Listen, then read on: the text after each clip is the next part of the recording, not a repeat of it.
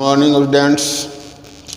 देखो आज हम लोग का सेमेस्टर 1 का एक इम्पॉर्टेंट चैप्टर है जिसको हम बोलते हैं रॉयल्टी। तो रॉयल्टी होता क्या है, पहले थोड़ा इस पर डिस्कस कर लो। तो रॉयल्टी की हिंदी होती है अधिकार शुल्क। अधिकार शुल्क यानी अधिकार के बदले मिलने वाला शुल्क। हम लोग इसको सामान्य रूप से जैसे कॉपीराइट समझती है, कॉपीराइट, ट्रेडमार्क, इसी तरह के रॉयल्टी भी एक तरह का हमारा राइट होता है। मान लो कि हम कोई बुक लिखे, तो बुक हमने लिखा, अब उसको उससे प्रॉफिट कैसे होगा भाई? तो बुक को पब्लिशर क्या करता है, उसको प्रिंट करता है, उसकी कॉपियाँ तैयार करता है और उसको बेचता है। तो अब बुक हमने लिखा था तो उस बुक पे जो स्क्रिप्ट था उस पे मेरा राइट है, लेकिन हमने उसको ट्रांसफ़र कर दिया किसको? पब्लिशर को, कि ठीक है भाई आप इसको छापिए और बेचिए। तो छापेगा और बेचेगा और हमारे राइट के बदले में वह हमको पे करेगा। वह हुआ रॉयल्टी, यानी हमारे अधिकार के बदले में जो शुल्क हमको मिलता है वह होता है अधिकार शुल्क। दूसरे शब्दों में इसको गांव समझती है। गांव में कुछ लोग ऐसे होते हैं जिनके पास ज़मीन होता है लेकिन उस पर खेती नहीं करते हैं। खेती कौन कर रहा है भाई? तो खेती गांव का ही कोई दूसरा आदमी कर रहा है और वह सारा उसमें जो भी अनाज उत्पादन करेगा तो उसका एक हिस्सा वह उसके लैंडलॉर्ड को, उसके मालिक को दे देता है। तो यह भी एक तरह से रॉयल्टी हुआ। तो हम लोग को यहाँ माइंस के संबंध में जानना है। माइंस के संबंध में होता है, ऑयल के संबंध में होता है और तुम्हारा बुक्स के संबंध में होता है और कई तरह का रॉयल्टी होता है। तो यहाँ पे हम लोग को माइंस के संबंध में जानना है। तो अब मान लो कि मेरे पास एक ज़मीन है जिसमें कोयले का खान है, लेकिन उसमें हम उत्पादन नहीं करते हैं, यानी हम उसमें कोयले का निकासी नहीं करते हैं, कोयला निकाल कर हम कुछ काम करते हैं। तो हमने क्या किया, मान लो जैसे मेरा खान है, इसके मालिक हम हैं ए, तो ए हो गया इसका मालिक, जिसको हम बोलेंगे टेक्निकल भाषा में लैंडलॉर्ड। बी एक दूसरा आदमी आता है, वह हमसे कांटेक्ट करता है, ए से कांटेक्ट करता है कि भाई जो ज़मीन आपकी पड़ी हुई है इसको हम यूज करेंगे, इसमें कोयले का निकासी करेंगे, उत्पादन करेंगे और उससे जो आमदनी होगी उसका कुछ हिस्सा आपको भी हम देंगे अगर आप इस ट्रांसफ़र कर दीजिए मेरे पास, मेरे नाम से। तो ट्रांसफ़र करने का मतलब कि बेचना नहीं हुआ, इस ज़मीन को फॉर कुछ सर्टेन पीरियड के लिए यूज करने का अधिकार हम ट्रांसफ़र कर रहे हैं। ए जो है इस माइंस को या इस ज़मीन को बेच नहीं रहा है, ए जो है इस ज़मीन को एक सर्टेन पीरियड के लिए बी को यूज करने का राइट दे रहा है, विशेष अधिकार दे रहा है कि ठीक है तुम इसमें उत्पादन का काम करो। तो अगर ए और बी में इस तरह का कोई एग्रीमेंट बनता है, बी अप्रोच किया ए से, उसमें उत्पादन करने की बात कही, ए ने उसको एक्सेप्ट किया, तो यह जो एग्रीमेंट हुआ ए और बी के बीच में, इस एग्रीमेंट को हम बोलते हैं लीज। यानी ए ने अपनी ज़मीन बी को लीज पर दिया for a certain period of time. अब आइए, ए चूंकि इसका मालिक है इसलिए कहलाएगा लैंडलॉर्ड, बी इसको लीज पे लिया है तो इसलिए बी को बोलेंगे लीजी, और ए और बी के बीच जो एग्रीमेंट हुआ उसको बोलेंगे हम लीज। अब कुछ टर्म्स इसमें हमको जानना है। टर्म्स क्या जानना है भाई? तो लैंडलॉर्ड कौन होगा? तो ज़मीन का जो मालिक हुआ लैंडलॉर्ड हो गया। लीज क्या हुआ? तो लीजी और लैंडलॉर्ड के बीच में जो एग्रीमेंट हुआ वह लीज कहलाएगा।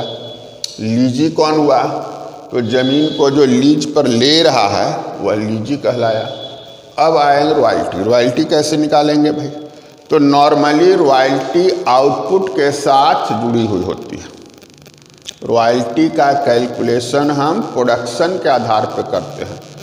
कहीं कहीं सेल्स के आधार पर होता है, कहीं प्रोडक्शन के आधार पर होता है, कई अलग अलग आधार होगा जिसके आधार पर जो लैंडलॉर्ड और उसका जो लीजी है उनके बीच जो टर्म कंडीशन हो उसके आधार पर। लेकिन नॉर्मली जिस माइनिंग की बात हम करेंगे तो यहाँ पे हम लोग को जो क्वेश्चन में देखने को मिलेगा वह प्रोडक्शन के आधार पर रहेगा। यानी लैंडलॉर्ड को लीजी जो पेमेंट करेगा रॉयल्टी का वह किसके आधार पर करेगा? प्रोडक्शन के आधार पर। अब मान लो कि लैंडलॉर्ड और लीजी के बीच तय हुआ भाई कि हम रॉयल्टी का पेमेंट करेंगे एट द रेट ऑफ ₹2 पर टन। तो अब जितना भी प्रोडक्शन बी करेगा, जितना प्रोडक्शन बी करेगा उस पर प्रति टन ₹2 के रेट से कैलकुलेट करेगा। एग्जाम्पल के लिए मान लीजिए कि फर्स्ट ईयर में 1000 टन प्रोडक्शन किया तो 1000 गुना 2000 रॉयल्टी हो गया। अब मान लो कि नेक्स्ट ईयर में 5000 प्रोडक्शन हो गया तो रॉयल्टी हो गया 10,000। नेक्स्ट ईयर में 15,000 प्रोडक्शन हो गया तो रॉयल्टी हो गया 30,000। फिर हो गया मान लो 40,000 प्रोडक्शन तो रॉयल्टी हो गया 80,000। यानी कि रॉयल्टी का कैलकुलेशन किसके आधार पे होगा? प्रोडक्शन के आधार पे। तो प्रोडक्शन के से सीधे इसका संबंध होता है रॉयल्टी का। जितना हम प्रोड्यूस करेंगे उसके अकॉर्डिंगली हम कैलकुलेट कर लेंगे कि रॉयल्टी कितना होगा। प्रोडक्शन अगर बढ़ेगा तो रॉयल्टी बढ़ेगी, प्रोडक्शन अगर घट गया तो रॉयल्टी घट जाएगी, प्रोडक्शन अगर नील हो गया तो रॉयल्टी नील हो जाएगी, क्योंकि उसका रिलेशन किससे था? प्रोडक्शन से। तो अब यहाँ पे हमको लैंडलॉर्ड के पॉइंट ऑफ व्यू से सोचना है। लैंडलॉर्ड को ज़्यादा रकम कब मिल रही है? जब ज़्यादा प्रोडक्शन हो रहा है। तो लैंडलॉर्ड तो चाहेगा कि प्रोडक्शन हमेशा ज़्यादा से ज़्यादा करे लीजिए, जितना ज़्यादा प्रोडक्शन करेगा उतना ज़्यादा उसको रॉयल्टी मिलेगा। अब जो ही प्रोडक्शन कम होगा तो इससे नुकसान होने का लैंडलॉर्ड को लगेगा कि मेरा तो नुकसान हो रहा है। अगर हम बी की जगह सी को दिए होते ही ज़्यादा प्रोडक्शन करता, हमको ज़्यादा पैसा मिलता। तो इससे बचने के लिए लैंडलॉर्ड जो होता है लीजी के सामने कंडीशन रखता है कि भाई तुम कम भी प्रोडक्शन करोगे तो हम 20,000 पर ईयर या पर एनम तुमसे लेंगे ही लेंगे, इससे कम पैसा हम नहीं लेंगे। अगर आप उत्पादन करते हैं 1000 टन तो रॉयल्टी बनेगी 2000, तो हम 2000 नहीं लेंगे भाई, हम हर हाल में आपसे 20,000 हर ईयर पर प्रत्येक वर्ष लेंगे। अगर आप 20,000 से कम आप प्रोडक्शन कर पा रहे हैं, जैसे मान लो कि 5,000 प्रोडक्शन किया तो 10,000 रॉयल्टी बना, तो यहाँ पर लैंडलॉर्ड लेगा 20,000। 1,000 प्रोडक्शन किया तो रॉयल्टी 2,000 बना, तो भी लैंडलॉर्ड लेगा 20,000। 15,000 प्रोडक्शन हो गया तो रॉयल्टी बन गई 30,000। तो अब यहाँ पे लैंडलॉर्ड इस 20,000 नहीं लेगा, अब लेगा 30,000। 40,000 प्रोडक्शन हो गया तो रॉयल्टी बन गई 80,000, तो अब 20 नहीं लेगा, अब लेगा 80,000। मतलब कि रॉयल्टी और वह मिनिमम रेंट जो लैंडलॉर्ड ने तय किया था, उन दोनों में जो अधिक होगा, मिनिमम रेंट और रॉयल्टी दोनों में जो अधिक होगा लैंडलॉर्ड उसी को लेगा। अब यह मिनिमम रेंट जो क्यों लगा दिया भाई लैंडलॉर्ड ने? तो वह इसलिए लगाया कि मेरा लीजी जो है वह अधिक से अधिक प्रोडक्शन करने के लिए मोटिवेटेड रहे, क्योंकि उसको तो नुकसान होगा। अब मान लो कि वो 2,000 का सिर्फ अर्न कर रहा है रॉयल्टी और उसको पे करना पड़ रहा है 20,000, तो 18,000 तो पॉकेट से देना पड़ेगा। तो लीजी हमेशा कोशिश करेगा कि हम एटलीस्ट इतना प्रोडक्शन करें कि हमको पॉकेट से कुछ भी लगाने की ज़रूरत नहीं पड़े। यानी कि मिनिमम 10,000 वह प्रोडक्शन करना ही चाहेगा। 10,000 से करेगा, कम करेगा तो उसको पॉकेट से देना पड़ेगा। 10,000 का हो गया 20,000, तो 10,000 प्रोडक्शन कर देगा तो उसको पॉकेट से देने की बात नहीं होगी। तो यह जो मिनिमम अमाउंट फिक्स करता है लैंडलॉर्ड, इसके कई नाम हैं। इसी को हम बोलते हैं मिनिमम रेंट या डेड रेंट या fixed rent. Minimum rent, dead rent या फिक्स्ड रेंट, तो यह तीनों जो हुआ एक ही चीज़ के अलग अलग नाम है। अब मिनिमम रेंट और रॉयल्टी का जो डिफरेंस होता है, यानी मिनिमम रेंट ज़्यादा है और रॉयल्टी कम है, मिनिमम रेंट ज़्यादा है, जैसे फर्स्ट कंडीशन में मिनिमम रेंट हो रहा है 20,000 और रॉयल्टी हो रहा है 2,000, तो यहाँ पे लीजी को 18,000 रुपया अपने पॉकेट से ऐड करना होगा। 2,000 प्लस 80,000 इक्वल टू 20,000। चूँकि लैंडलॉर्ड ने शर्त लगाया कि 20,000 से कम तो हम लेंगे नहीं, तो यह जो 18,000 आउट ऑफ पॉकेट देना पड़ रहा है लीजी को, इसको बोलेंगे शॉर्ट वर्किंग। यह लीजी के पॉइंट ऑफ व्यू से क्या हो रहा है, लॉस हो रहा है।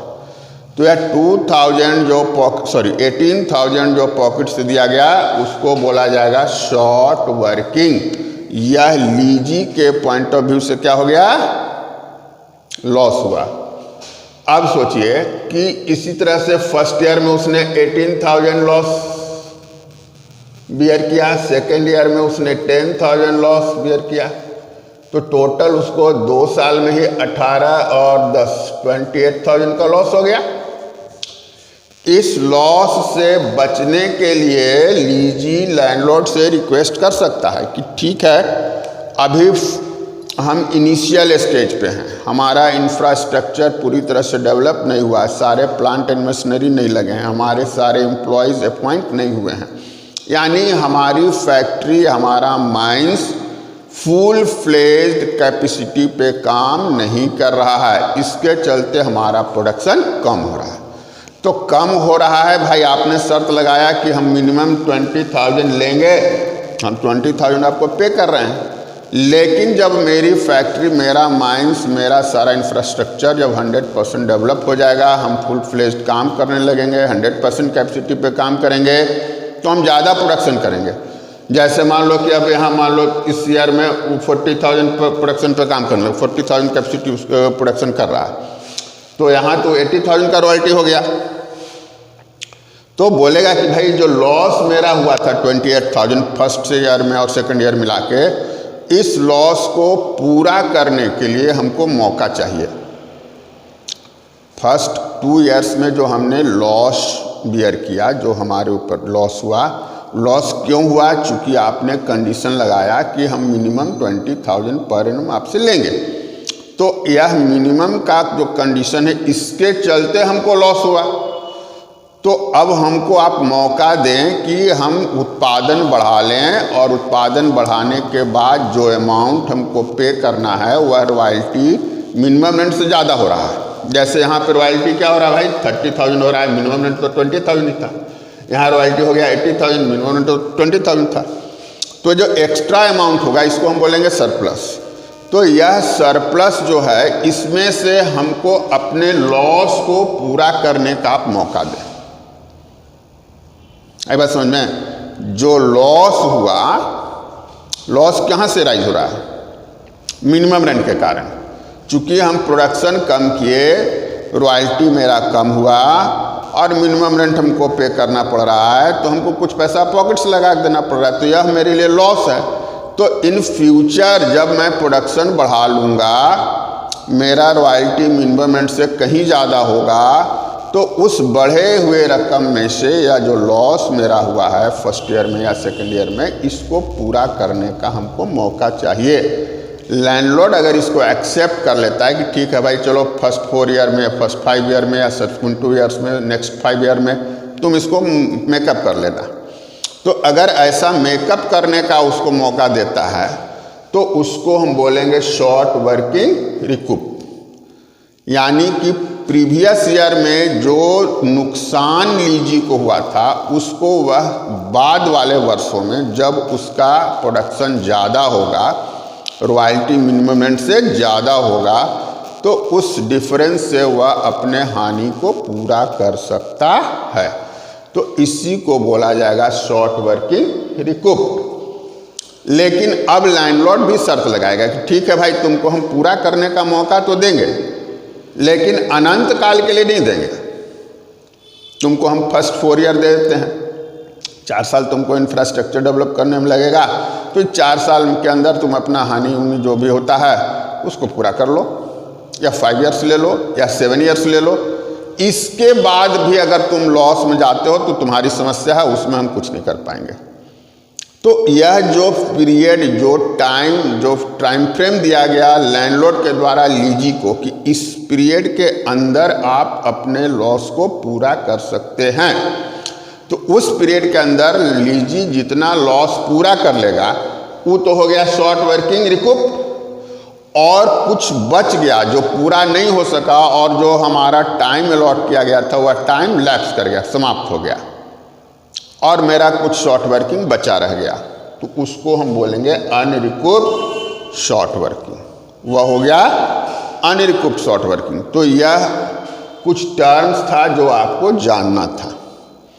अब हम लोग को करना क्या है, बेसिकली इसमें दो काम करना है। एक तो जर्नल एंट्री बनानी है in the books of lessee, mostly question में ही रहेगा, आगे हम लोग चलेंगे सबलिस्ट तो वहाँ पे लैंडलॉर्ड और लीजी दोनों को बुक बनाना रहता है, लेकिन अभी हम लोग को समझना है केवल लीजी की बुक में जर्नल एंट्री, और उसी जर्नल के आधार पे कुछ लेजर बनाने होंगे। जर्नल एंट्रीज और जर्नल से रिलेटेड कुछ लेजर्स बनाने हैं, इस चैप्टर में ही करना है। इजी चैप्टर है, थोड़ा सा कंसंट्रेट होकर ध्यान से सुनना है, समझना बात तुरंत हो जाएगी। अब देखो जर्नल एंट्री में क्या क्या है, जर्नल ये आपको देखना है। तो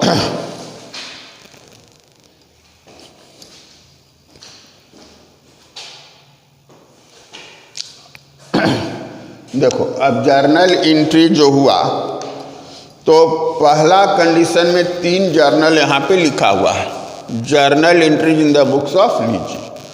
पहला में ए, बी और सी 3 जर्नल लिखवाया गया है। तीनों में से कोई एक ही जर्नल किसी खास ईयर में होगा, यानी या तो ए होगा, ए नहीं होगा तो ए होगा, ए नहीं और ए भी नहीं है तो फिर ए होगा, यानी तीनों में से कोई एक होगा। तीनों में से तीनों नहीं हो जाएगा, या तो रॉयल्टी के लिए केवल होगा, या उस साल प्रोडक्शन नील है तो केवल शॉर्ट वर्किंग हुआ, या हो सकता है प्रोडक्शन कम है तो रॉयल्टी भी कुछ हुआ और शॉर्ट वर्किंग भी कुछ हुआ।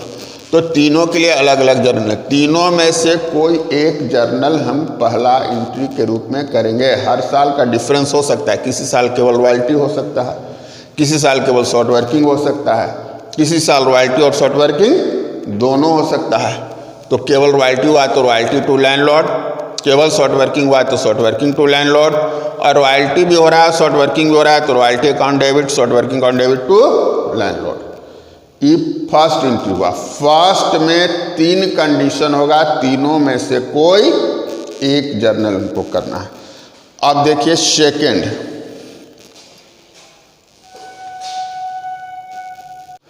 तो देखो पहला जो जर्नल एंट्री था उसमें 3 कंडीशन थे, केवल रॉयल्टी होने पर, केवल शॉर्ट वर्किंग होने पर और केवल रॉयल्टी और शॉर्ट वर्किंग दोनों होने पर।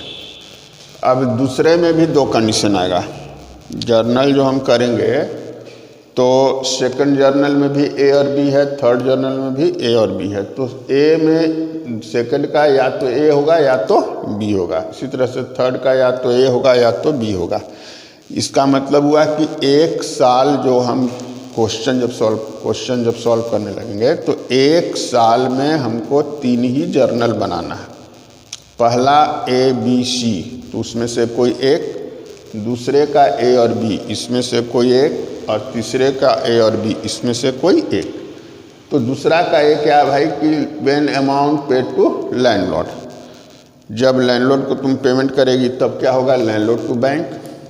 लेकिन हम लोग को ये भी अभी समझ चुके हैं कि लैंडलॉर्ड यह मौका देता है लीजी को कि भाई तुम्हारा जो लॉस हुआ है उसको तुम मेकअप कर सकते हो, उसी को हम बोलते हैं रिकूप करना। तो अगर लैंडलॉर्ड ऐसा मौका दिया और लीजी रिकूप भी कर रहा है, यानी पेमेंट करते समय ही रिकूप करेगा, ध्यान में रखना है। जब आप पैसा देने जाएंगे तो आप बताएंगे कि भाई आपकी रॉयल्टी हुई थी 80,000 और आपका मिनिमम रेंट था 20,000, तो 60,000 जो एक्स्ट्रा आपको हम देने वाले थे उसमें से हम 20,000 रुपया अपना शॉर्ट वर्किंग पूरा कर लिए, और एक 40 और 20 60,000 रुपया आप ले लीजिए। 20,000 जो आपका मिनिमम था ही, और 80,000 में 20 माइनस करके जो हमारे पास 60 बचा था, आउट ऑफ 60 हमने 20,000 अपना मेकअप किया है। तो 40,000 इसमें से बच गया और 20 आपको हमको देना ही था। तो 20 + 40 60,000 हम आपको दे रहे हैं।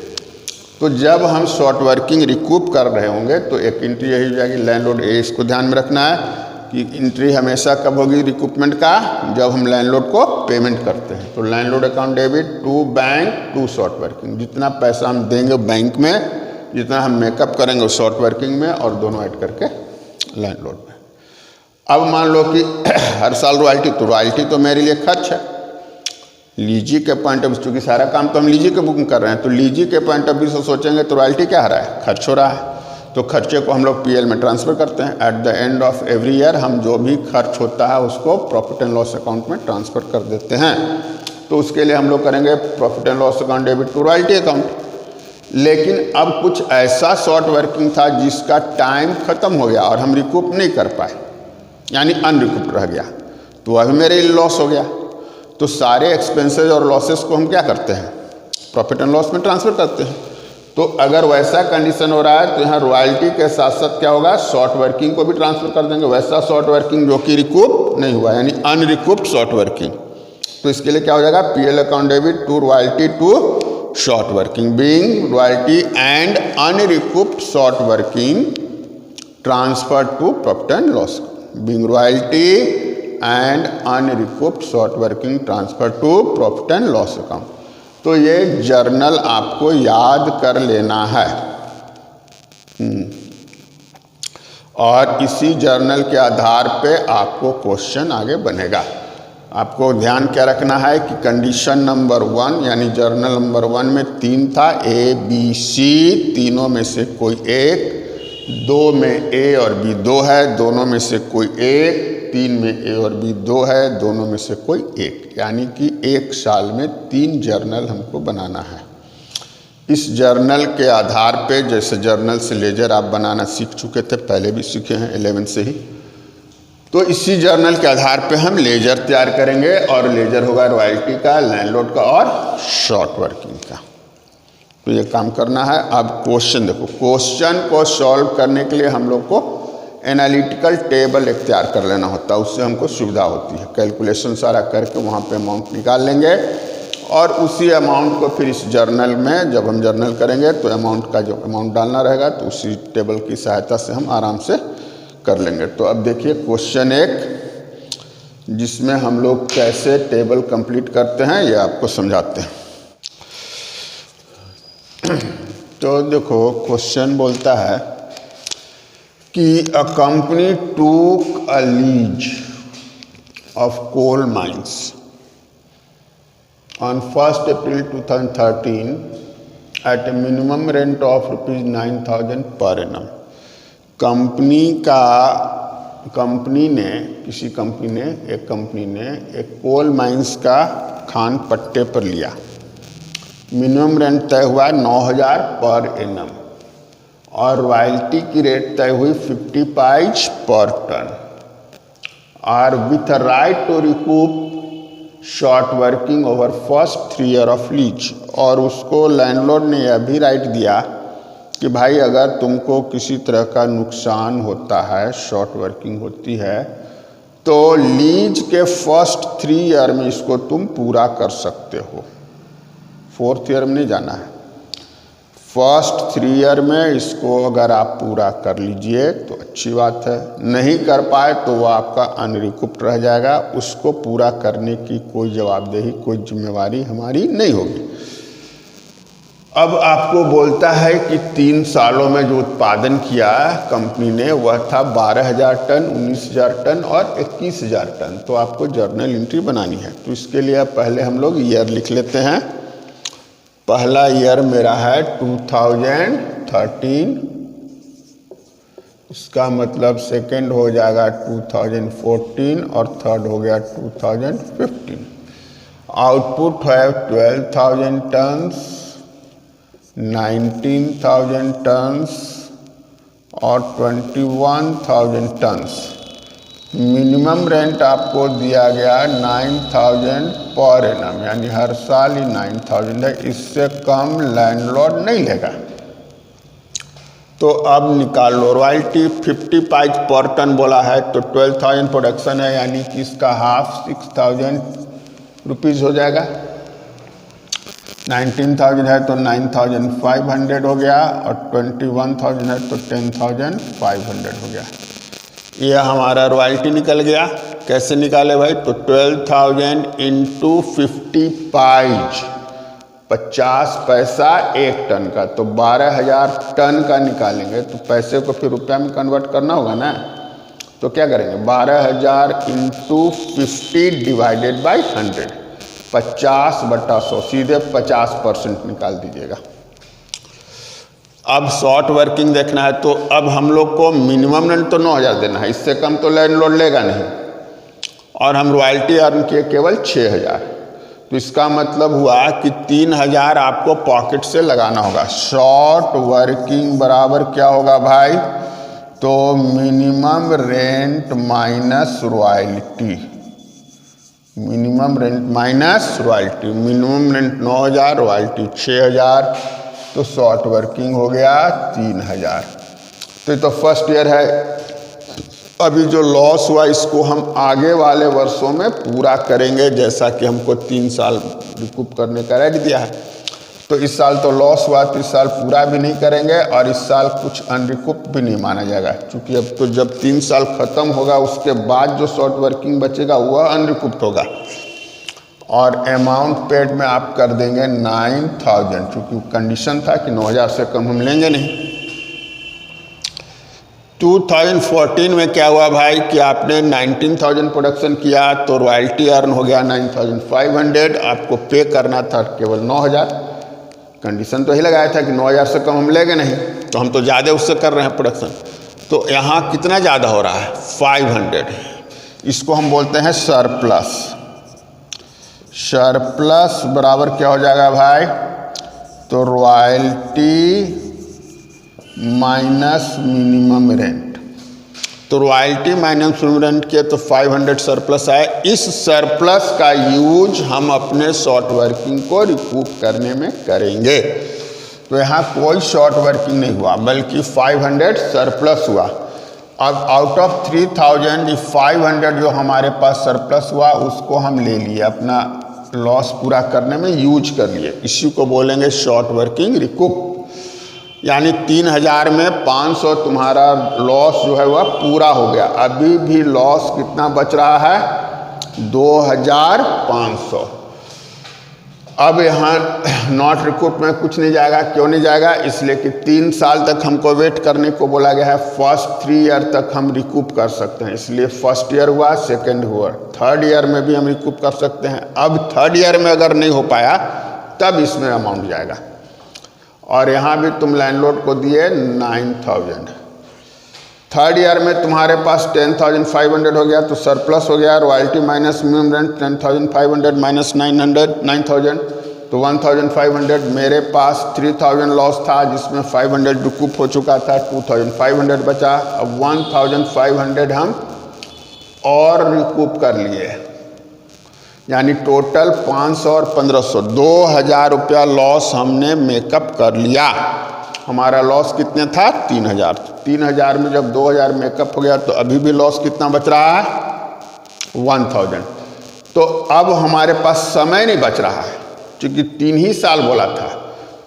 फर्स्ट 3 ईयर ऑफ लीज, तो first year, second year, 3 year, first 3 year खत्म हो गया।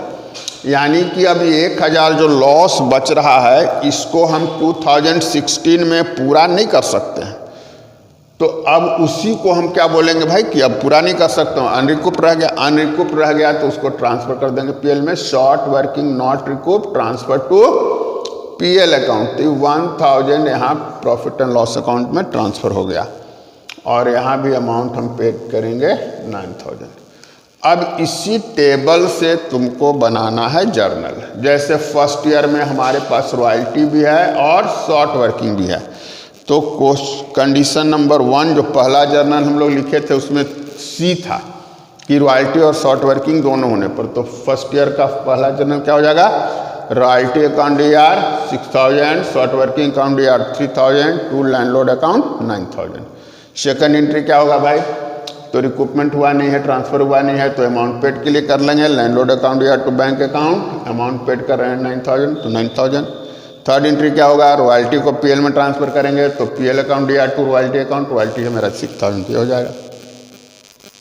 3 काम खत्म, 3 जर्नल। 2014 में आएंगे तो केवल रॉयल्टी हुआ है, यहाँ शॉर्ट वर्किंग नहीं हो रहा है। तो पहला का पहला जर्नल केवल रॉयल्टी होने पर रॉयल्टी अकाउंट या टू लैंडलॉर्ड अकाउंट, तो 9500 हो गया। फिर हम लैंडलॉर्ड को पेमेंट करने आएंगे तो यहाँ देख रहे हैं कि हम 500 रिकूप कर रहे हैं। तो दूसरा का बी, जर्नल नंबर 2 का बी क्या था कि लैंडलॉर्ड को पेमेंट भी कर रहे हैं और शॉर्ट वर्किंग को रिकूप भी कर रहे हैं। तब वहाँ क्या हो जाएगा, लैंडलॉर्ड अकाउंट या to bank to short working. Bank में 9000, शॉर्ट वर्किंग में 500 और लैंडलॉर्ड में 9500। फिर थर्ड एंट्री हो गया पीएल में ट्रांसफ़र करने के लिए रॉयल्टी को, तो यहाँ तो शॉर्ट वर्किंग ट्रांसफ़र हुआ नहीं, केवल रॉयल्टी जाएगा, तो रॉयल्टी 9500 है, तो हो जाएगा PL to royalty 9500। Third year में आइए तो फिर केवल रॉयल्टी हुआ है, तो पहला जर्नल हो गया royalty to landlord 10500। Second entry में हम लोग क्या कर रहे हैं, शॉर्ट वर्किंग रिकूप भी कर रहे हैं, तो landlord to bank to short working, bank में 9000, शॉर्ट वर्किंग 1500। और थर्ड एंट्री में रॉयल्टी तो ट्रांसफर हर साल करना है। अब यहाँ अनरिकूप शॉर्ट वर्किंग भी जा रहा है transfer, short working not recoup transfer to PL account, तो 1000 ये भी हो गया। तो थर्ड का बी, थर्ड जर्नल का बी यानी PL account DR to royalty to short working, royalty में 10500, शॉर्ट वर्किंग में 1000 और पीएल में 11500। तो यह जर्नल आपका कंप्लीट हुआ। फर्स्ट ईयर में 3, सेकेंड ईयर में 3, थर्ड ईयर में 3, 9 जर्नल्स हो गए। अब इसी जर्नल्स के आधार पर आपको बनाना है लैंडलॉर्ड अकाउंट, रॉयल्टी अकाउंट और शॉर्ट वर्किंग अकाउंट। तो जर्नल से लेजर अगर आप बनाने, अच्छी बात है, तो आप बना के दिखा लीजिएगा। तो यही काम आपको करना है। अब इसी में यह जो रिकूपमेंट का सिस्टम है, इसमें थोड़ा सा चेंज होता है। यह फर्स्ट 3 ईयर बोला, फर्स्ट 5 ईयर बोले, फर्स्ट 4 ईयर बोले, फर्स्ट 9 ईयर बोले, फर्स्ट 10 ईयर बोले, तो एक ही जैसा हो गया। लेकिन यहाँ बोलेगा सब्सिक्वेंट 2 ईयर्स या नेक्स्ट 2 ईयर्स या कमिंग 2 ईयर्स या 3 ईयर्स 4 ईयर्स, कुछ भी बोला, तो वहाँ पे हम लोग को रिकूपमेंट का तरीका थोड़ा डिफरेंट होगा। रिकूप कैसे करेंगे वो आपको थोड़ा अलग तरीके से होता है। तो अलग तरीके से कुछ खास नहीं है। मान लो इसी को हम मान लेते हैं कुछ देर के लिए कि इसमें बोलता है कि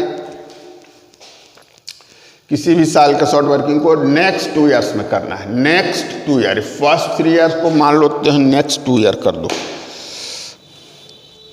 इसको कर लो नेक्स्ट 2 ईयर्स।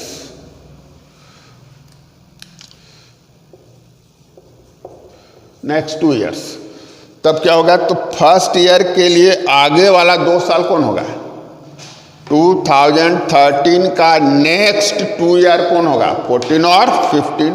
14 का नेक्स्ट 2 ईयर्स कौन हो जाएगा, 15 और 16। 15 का नेक्स्ट 2 ईयर्स कौन हो जाएगा, 16 और 17। तो उस कंडीशन में जो फर्स्ट ईयर का शॉर्ट वर्किंग होगा उसको हम 14 और 15 में रिकूप कर सकते हैं, 16 में नहीं ले जा सकते। 14 में अगर शॉर्ट वर्किंग हुआ तो वह 15 और 16 में जाएगा, 17 में नहीं जाएगा। 15 का शॉर्ट वर्किंग 16 और 17 में रिकूप हो सकता है, 18 में नहीं हो सकता। यानी कि चेन बनता चला जाएगा। जिस साल शॉर्ट किया उसके अगले 2 साल तक हम वेट करेंगे, रिकूप हो गया तो सो गुड, नहीं हुआ तो पीएल में ट्रांसफ़र करेंगे। अगर 14 के लिए नेक्स्ट 2 ईयर्स देखना होगा तो 15, 16, 15 के लिए देखना होगा तो 16, 17, 16 के लिए देखना होगा तो 17, 18, इसी तरह से बढ़ता चला जाएगा। हाँ, वो कभी लास्ट नहीं करेगा। जिस साल शॉर्ट करेगा उसके बाद जितने वर्ष बोला है, नेक्स्ट 2 ईयर्स बोला है तो उसके अगले 2 साल को हम देखेंगे। नेक्स्ट 3 बोला है तो अगले 3 साल को देखेंगे। और जो ही वो 3 साल खत्म होगा और हमारा रिकूपमेंट हो गया तो सो गुड, नहीं हुआ तो उसको क्या करेंगे, ट्रांसफ़र कर देंगे प्रॉफिट एंड लॉस में। तो यही है। तो इसके आधार पे क्वेश्चन आपका था क्वेश्चन नंबर 7। तो इतना आप पहले सॉल्व कर लीजिए, वो भी बन जाएगा 7। हाँ, इसी तरह से बनेगा 7 भी, सब इसी तरह से बनेगा। क्वेश्चन को आप ध्यान से पढ़िएगा, समझिएगा। जर्नल 3 ही करना है, टेबल तैयार कर लेना है। टेबल में केवल रिक्रूटमेंट के समय आपको ध्यान में रखना है। फर्स्ट 3 ईयर बोलेगा, फर्स्ट 4 ईयर बोलेगा, फर्स्ट 5 ईयर बोलेगा, ऊपर से काउंट कर लेंगे कितना साल बोला उतना साल तक रिक्रूटमेंट जो होगा सो होगा, जो नहीं होगा सो 3 ईयर बोला तो 3rd ईयर के लास्ट में ट्रांसफ़र कर देंगे, 4 ईयर बोला तो 4 ईयर के लास्ट में ट्रांसफ़र करेंगे, 5th ईयर बोला तो 5th ईयर के लास्ट में ट्रांसफ़र कर लेंगे, जो नहीं होगा उसको। और नेक्स्ट जब बोलेगा तो जिस साल हुआ केवल उससे काउंट करना है। 13 का जो है उसको 14, 15 नेक्स्ट 2 ईयर बोलता है, तो 13 का हम कहाँ काउंट करेंगे, 14 में और 15 में। तो 14 में हम ट्रांसफ़र किए 500, 15 में किए 1500, तो 2000 हम रिकूप कर लिए और बच गया मेरा 1000, यहाँ ट्रांसफ़र कर दिए। क्यों यहाँ ट्रांसफ़र किए, इसलिए कि 13 का नेक्स्ट 2 ईयर यहाँ क्या हो रहा है, ख़त्म हो जा रहा है। नेक्स्ट 3 बोल देता तो हम यहाँ नहीं ट्रांसफ़र करते, इसलिए कि 13 के लिए नेक्स्ट 3 14, 15 और 16 होगा। तो ये 1000 हम वेट करते हैं कि 16 में शायद हम रिकूप कर लें। अगर हमारा रॉयल्टी ज़्यादा होता हम रिकूप भी कर सकते हैं, नहीं होता तो फिर यहाँ ट्रांसफ़र हो जाएगा। यानी कि जो पीरियड आपको रिकूपमेंट के लिए लैंडलॉर्ड ने अलॉट किया है उस पीरियड के अंदर ही आप रिकूपमेंट करेंगे, और वह पीरियड जब एंड होने लगेगा और जो अनरिकूप बचा रह जाएगा उसको हमको क्या करना है, short working not recoup transferred to PL account में ट्रांसफ़र कर लेना है। और जर्नल में कोई डिफरेंस नहीं होगा, जैसे आप फर्स्ट 4 ईयर वाले करेंगे वैसे नेक्स्ट 2 ईयर वाला करेंगे, वैसे नेक्स्ट 5 ईयर वाला करेंगे, सब एक ही होगा। Thank you.